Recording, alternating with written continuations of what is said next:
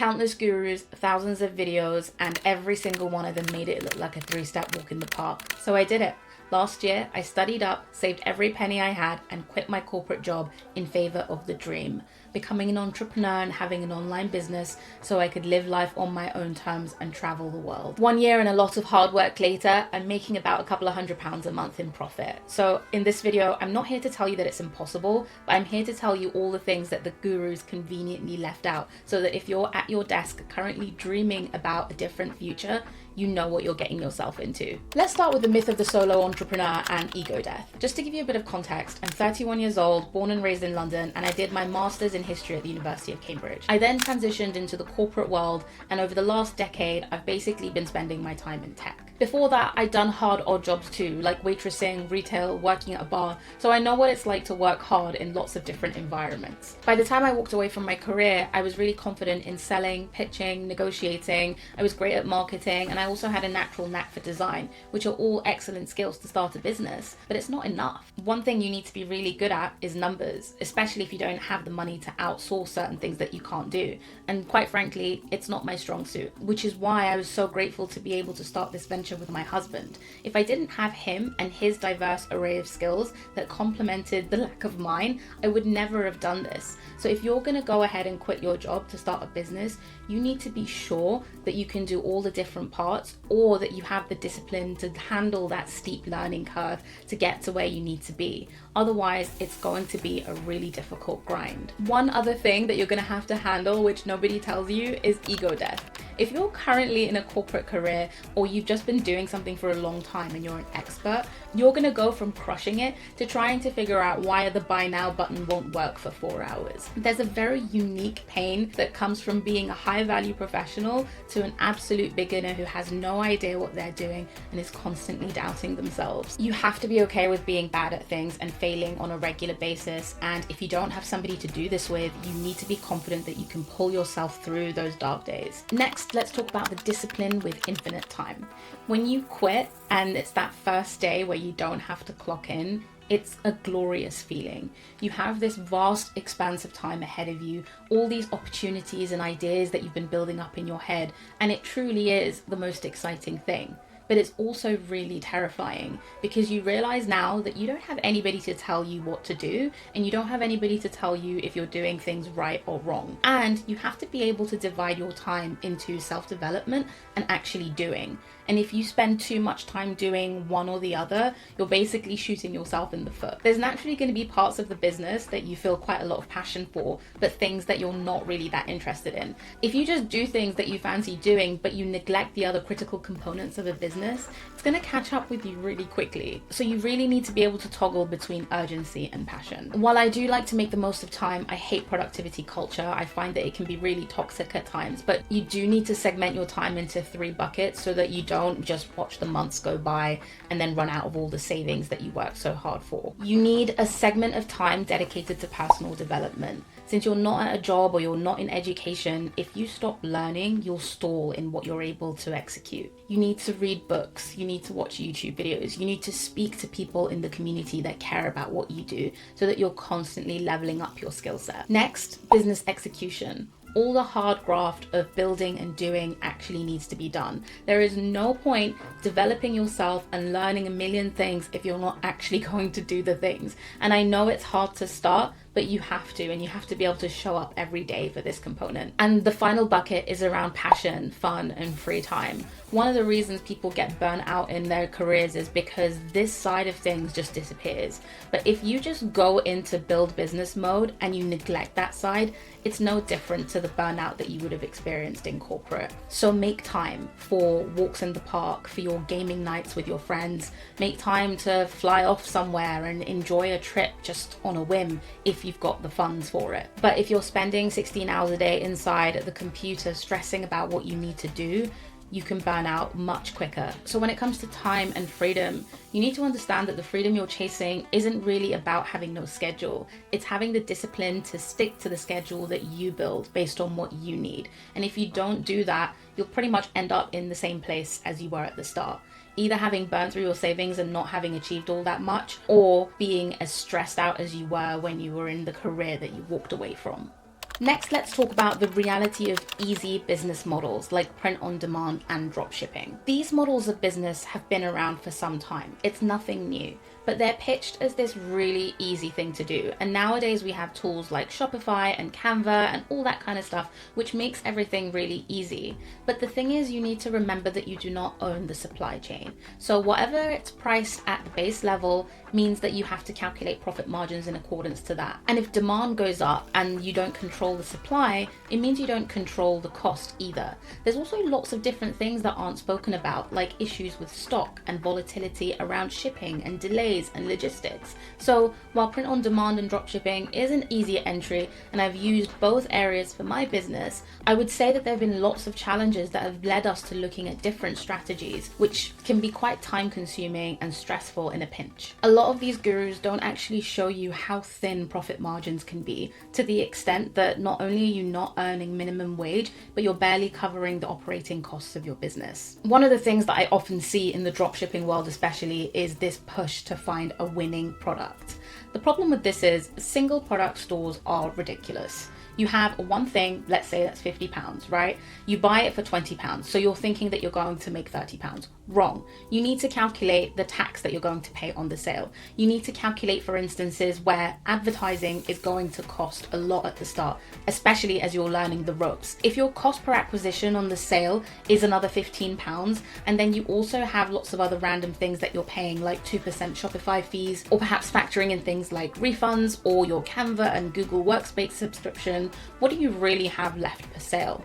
£5 in profit, if that? You would have to make hundreds of sales a day, every day, to be able to turn that into a real profitable business. And while it's not impossible, it is incredibly challenging. And the issue with a one product store, apart from the fact that it's incredibly risky, is that you're not building a brand. It is important in a world where you can get pretty much anything from Amazon to distinguish yourself as a brand that offers something unique, that means that a customer will choose you over going to Amazon. And if you fall into the trap of a simple print on demand t-shirt or a one product store that's built on a bunch of stuff you found on AliExpress, it's not going to work. Next, let's talk about the admin abyss and technical fragility. When gurus often bring receipts, they're typically showing you the bank accounts, right? They're showing you their Shopify dashboard to say, look how much we made after 3 months of hard work. But you know, they don't really tell you what that hard work involves. You have this view of yourself where you think that you're going to design a cool website, put a bunch of products there, make some interesting ads in Canva, and then launch them on Meta, and then everybody's just going to show up and buy it. But what about all the admin that comes with that? The gurus don't really talk about all the menial hurdles that you have to get through. They don't tell you about registering a business, about signing up for VAT exemption, setting up your business bank account. They don't tell you about app integrations or dealing with Google Tag Manager. They don't tell you about your ad account getting blocked for no reason. They don't tell you about all the weird server errors or logistics that you are going to have to overcome yourself because you do not have an IT department. You are the IT department. And there's nothing wrong with that in an age where we have LLMs that can definitely help us along the way. But I'm here to tell you that if you've watched 5 videos and you're on the verge of quitting and risking your savings, please dig deeper. One wrong setting on Meta ads can burn through hundreds of pounds in a matter of hours. One logistical error could result in 100 orders being processed, but none of the items being available to send, and then you having to deal with customers and protect your brand reputation. It is definitely possible to overcome these things. I managed to deal with all the challenges that came along the way, but it wasn't easy at all, and it's certainly not as easy as it's made out to be. Last but not least, let's talk about the financial runway and redefining success. Corporate burnout is undoubtedly exhausting. Whatever job you're doing that has led you to look for passive income online is obviously exhausting you. There is no denying that. But being exhausted with a paycheck is better than being exhausted without one. You're going to have to accrue some savings before you do this, but there is a stress of building something and seeing the money go down without any money coming in that can be quite challenging to deal with, and you need to prepare for that as a potential outcome in this journey. I fully support people walking away from the traditional paths that we're indoctrinated with when we're growing up to make something of their own, but you need to be strategic about it. When I quit, between my husband and I, we'd saved about 70K, and we told ourselves that we were going to use it in a certain way and with certain limits. We decided to build the business while traveling throughout Southeast Asia because we thought it would be way more fun and interesting to build the business on the move, and if the business ended up failing, at the very least we had a nice 1-year break from reality and we would just go back and get jobs and save up and try again. If we got down to 10K left between us, then we would go back to get jobs because we didn't feel comfortable with not having emergency savings in case something terrible happened. Everybody has a different risk tolerance, and I know that it can be really hard, especially in this economy, to save money, but for me, I didn't think that I would be able to get through this kind of experiment without knowing that I had a big cushion to lean on. I would rather deal with the challenges of corporate and have a comfortable salary. So getting down to where I actually am. Our website went live on March 14th last year, and we started advertising around August time. We've been trading for basically almost a year, and I am pleased to report that I'm making roughly £400 in profit per month. By most guru standards and just general human standards, it would be considered a failure because, quite frankly, £400 in profit isn't even enough to cover rent in most European countries. But here's the truth. Those couple of £100 that we're making every month in profit is the most important money I've ever made because it is a proof of concept. Yes, it is not enough to cover mine and my husband's life at the moment, and we're still going into our savings, but it shows me that there is potential to grow, that with learning and experimentation, we can eventually scale. And that in itself is enough to keep going. One of the things when you go down the path of entrepreneurship is that you need to be comfortable experimenting and failing a lot. And knowing that I can do it has given me the drive to keep going. So even if we run out of all of our money, all I will do is go back and get a regular job so that I can try this again. And as hard as it is, in the end, having a business is still worth it to me. And the main reasons are, first and foremost, the amount that you learn and do really helps you grow as a person. So if you care about personal development and just experiencing lots of different things, it's an amazing path. And secondly, when you're on a salary, what you can earn is always capped, and your employment is dependent on the company and the volatility of your sector. Quite a lot of people say that having your own business is really challenging and risky, but people are being laid off left, right, and center. And having a stable job where you can just join a company and stay there for 30 years is a thing of the past. People are being replaced by AI every day. Companies are going bust. So I would rather deal with the volatility of my own business than being employed in one that I can't really control the outcome of, because at the end of the day, the reward is going to be greater. So was it worth it? Yes, definitely, but not if you're looking for fast money. This is going to take a lot of graft,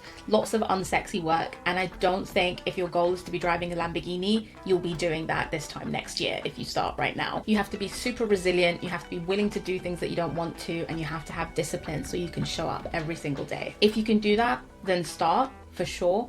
But don't listen to the guys that are saying that you're going to be rolling in it in 6 months, because for most people, that is not the reality. This is going to be a slow build and a long process. And if you take shortcuts, you're not going to learn the important things that you need to. Funnily enough, I met somebody on our travels in Vietnam in a cafe who was also building a business. And he was the exact trope of hustle bro who really just wanted to make it through dropshipping. And he had just paid $5,000 for a mentor who basically told him the specific steps that he needed to do, and he was just following those but without understanding them. And the problem with this and all the courses that you have online is that it creates a reliance to a specific individual when it comes to your success. And once you stop paying them, or once they stop showing up, you're not left with any knowledge that you can really proceed with on your own. And all the difficult learning curves teach you how to deal with the problems that come along the way. If you pay somebody to just tell you what to do, it's not going to be a good end result. Anyway, if you're thinking about quitting your job and you have any questions, feel free to ask in the comment section below. Or if you've already quit and you're on an entrepreneur journey, please tell me how it's going so that we are not alone in it all. I really hope that this video was useful. I'm going to be making a lot more like it, so feel free to subscribe if you enjoyed, and I'll see you in the next one.